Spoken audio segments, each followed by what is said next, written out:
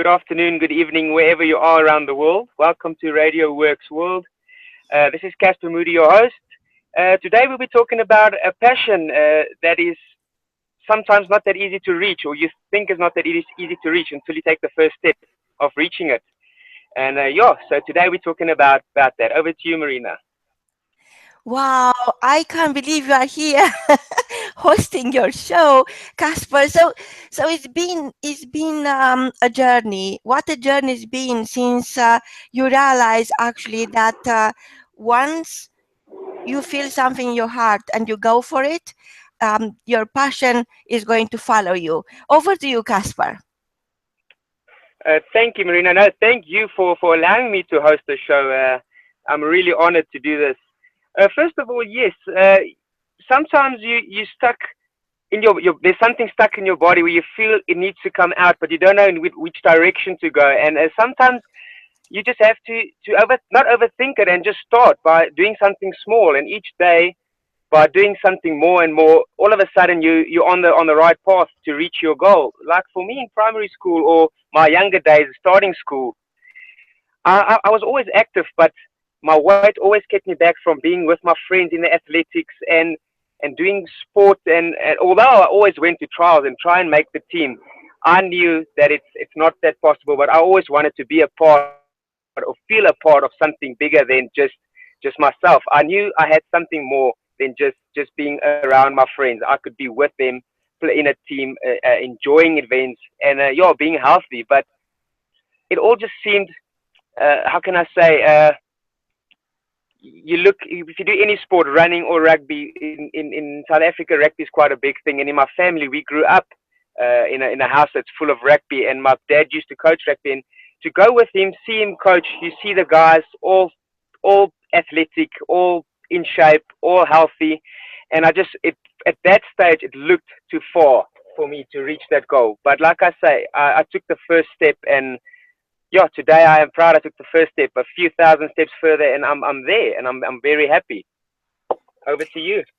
So tell me, Casper, what was your childhood like when you were overweight and you had all these boiling dreams and this passion in your heart, in your mind, but you could not imagine yourself playing with the guys, being on the field, being on the track, simply because you weren't in shape. You could not enter that industry, any competition, unless you become athletic in any sense of the word. Yes, no, it was really tough. My childhood growing up, like I say, was involved around sport and all of that. And whenever there was trials, if it's athletics, cricket, or rugby, I used to take part and try out. Although I knew that I won't make it because of the weight, it was always hard for me to see. You can imagine as a youngster, 7 years old in grade one, have to do a 100-meter trial with the school, and you come last, or you play a rugby match and it's a trials match, and after the match you all stand aside and the coach is in front of you and he calls out the team that he selected, and as the numbers go down, your name's not getting mentioned, you're not being called, and then you start realizing, this is another try, another one I'm not going to make. And all of that is either setbacks, or it can turn it into something positive to say, hey, now it's time to make that thing, make that step, because I've been trying so many times, but my name's not getting mentioned. And it's quite tough, especially when you're young. You feel that, and you take it into heart, and you can either carry it with you the rest of your life, or just turn it around and say, let's make this work. It's going to be a long journey, but we don't expect results overnight. But in one day at a time, eventually the goal is there. You can make it. So how were your friends like? I mean, because when you are a child, as a child, you create best relationships for the rest of your life. So how were your friends at the time? Yeah, I had a few good friends. Or some of them, they make fun of you, but you start to accept that uh, you actually change as a person, and you be like, let's say, the big funny guy in the group. So that's the way you wanted to be accepted as. although you're not part of the team or the sport, your friends that's doing sport, part of them, but you're the funny guy. They always want to be around because you're funny. But are you funny because you actually are a funny person, or are you trying to hide behind what is going on? So in school, yes, it wasn't really easy. All my friends used to make the team, play in the team, and for me, I was there to support. I remember athletics days, inter high, where all my friends take part in the athletics, and then I sit on the stands and I sing with the school, and that was how I felt that I can be a part of it. But although I knew that, why am I sitting here singing and supporting them when I know inside there's something fighting to come out, that I can also be there with them. So yeah, I've always been supportive with my friends when they were doing sports, and with the school, I always supported the school. Although I didn't make the team, but in the back of my head, I knew that I needed to be there, not here on this side of the fence. So I know that children could be quite cruel. You had a name. They gave you a nickname. Ah, yeah, I had a few names. And in my language, in Afrikaans, there was endless names where they what they called me. Most of them, yeah, like I said, I took it with a smile and a laugh, and I laughed with them. And then I think that gave them a hint that it's okay for me to accept that they were calling me names, although it wasn't. But that was my way of just not being sad all the time or being unhappy. Because if you go to school every day unhappy, school's going to be the worst few years of your life. But yeah, I was called. Yeah, you can walk from one class to the other class. You walk past a small group of guys or group of girls, and you just get that feeling that there's something being said behind your back. And yeah, when you look back, you see them looking at you, giving a smile. Then you know there's the fat boy again, or there's to the tuck shop going to buy some food or sweets.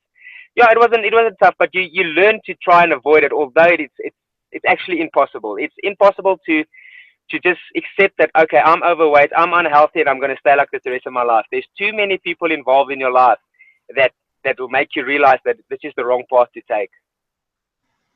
And Casper, so for how long you felt that, well, I'm fat and I can't perform, and my only way to fill that void, my desire to be an athlete, my desire to play on the field, um, is to have some more sweets? Or how are you coping with that pressure?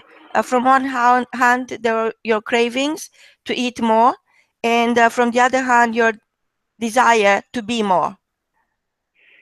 Yeah, look, in the school days, I went to the high school, and we had trials again for rugby. I went again. I made the team, and I think I made the team because we were only enough boys for one team, so there weren't any other guys that could take my spot.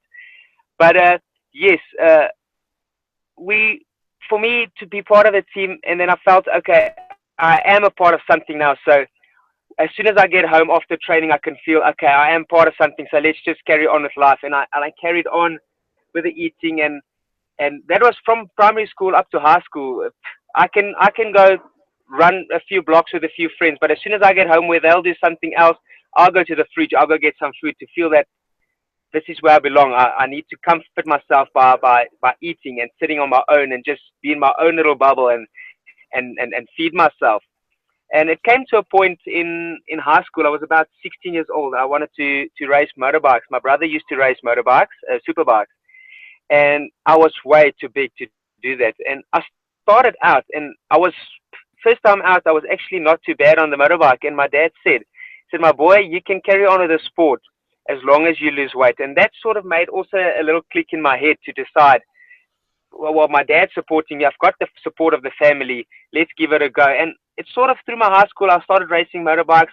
I lost a little bit of weight, but nothing major. And it went up and down until I was 17, and I decided that's it. Today is the day, and I'm doing this on my own. And I took the journey from my last exam I wrote in matric.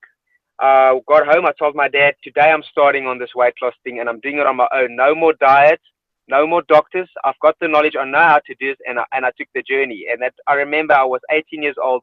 It was in November, and I started doing it. And yeah, a few years later, and I will never look back. Although it it taught me so much up until today. I will never look back again at those days. I'm a much better and healthier and happier person at the moment. So Casper, from that moment when the team was short of one boy, and the universe created perhaps that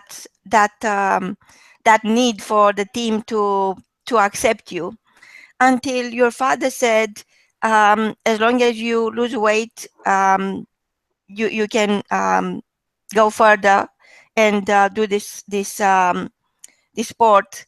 And then by the time you're 17, you realize that nobody can do anything for you.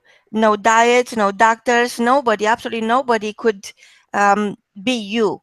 You are the one, you got the power to change what you don't like, to trade what you don't want for what you really wanted really badly.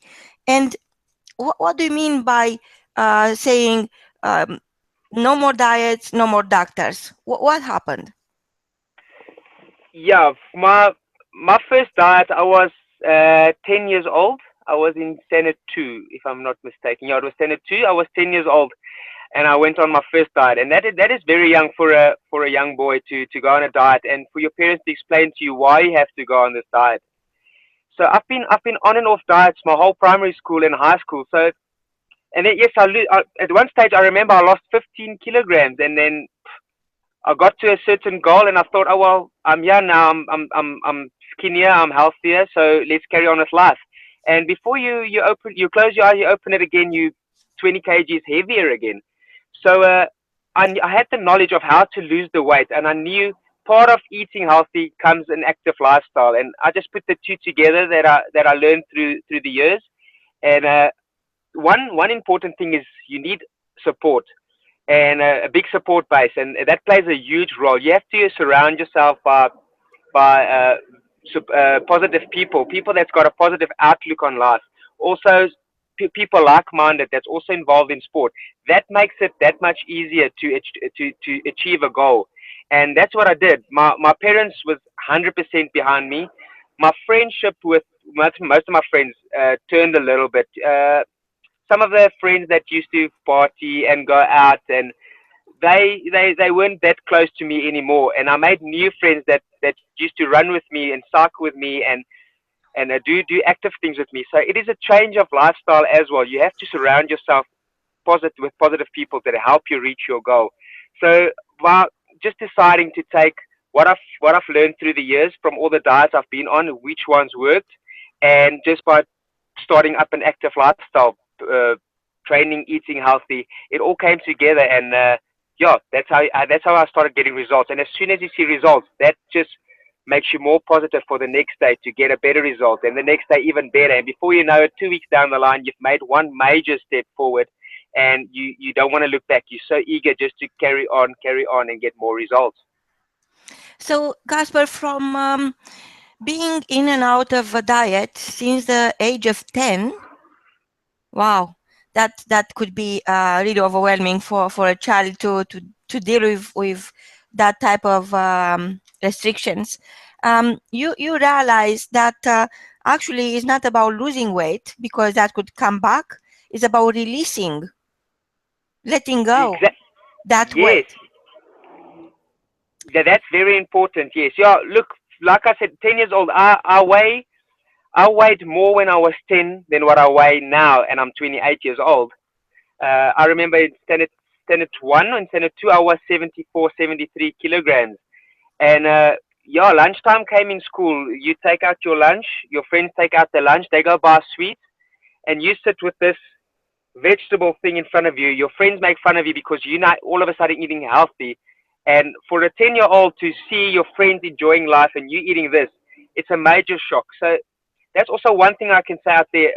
Parents play a huge role in a kid's life when they grow up, because you don't have the knowledge of being healthy until you reach a certain age. So you don't let that kid get to that stage where you have to force him to start having a healthier lifestyle at an age of 10. That kid is going to take a knock, and it's not easy to recover from that. And you're either going to get positive results from there, or it can just go the wrong direction. So it is important to stay healthy from a young age. Let the kids play outside. Stop the TV games. Tell them there's a certain amount of time today you can watch TV, but the rest of the time it's outside. Let them be outside, have fresh air, get sun, all of that. That plays a huge role in being active. So being now the promoter of a healthy, active lifestyle, and of course you are surrounded by amazing people now, and you are attracting people as extraordinary as you are, because this is what's happening. You want to be to go places, and you are going places, and of course eating is just one element of the whole scenario. But from the other hand, I want to ask you, what happened in your mind, because mindset is the most important aspect of leading uh, an active lifestyle. So what had happened in your mind when you were 18 and you released the weight, and you did not want that to come back on, because now you are on the track. You knew what your body was like. You learn your own um, dynamics, and you put together a program for yourself which could easily be transferred on to other people who go through the same challenges. Yes, yeah, you need to have a strong mindset, and like I always say, don't set a goal of 5, 6, 7 months ahead. Make it a weekly goal so that it's achievable goal. That's how you keep your mind strong as well. By setting a goal 5 months away, then let's say week one is quite hard for you. Then you think, wow, if week one is so hard, how am I going to get to month number 6? So make it short goals, even if it's 2 day goals. Eat clean, eat nicely, train for 2 days, and after those 2 days, you realize, wow, 2 days has gone past, I'm feeling great. Let's do another 2 days. And before you know it, a month has gone. Then 6 months don't seem that long. But to make yourself a goal reachable in a year's time, or 6, 7, 8 months, it can get tough, because to lose 10 kilograms is not going to be all easy. There's going to be weeks where it goes quick. Then there's going to be weeks where you're going to stand still. And that's where your mind needs to tell you, just carry on. You have come this far. Don't look back. So a positive, strong mindset is very, very important when you start taking this journey. So you are saying slice it and dice it. Don't get Yeah. overwhelmed. You can do this because I done it, and look at me where I am in my life. So I can't wait for our next episode for you to tell us what's happening in your life and how exciting is everything, and all the places you've been invited to go, and your new life is the dream life. And when people are dreaming and they think, oh, look at this guy, he is so successful and he lost the weight, perhaps is the proof that if somebody is overweight and is struggling with releasing the weight and is going in and out of diets, perhaps you could inspire them to change the way they look at things. And once they change their thinking, everything else is going to change. What is the key message for today, Casper? Yes, no, exactly like you say there. That is very important. My message just out there today is, I always tell people that starts a journey, the only thing worse than losing is quitting. So just carry on, never stop. It will come. If you carry on with one thing and you put your mind 100% on it, the results will come, guaranteed. I'm living proof of that. Wow, from both of us, until next time, keep your weight away. Goodbye. Bye bye.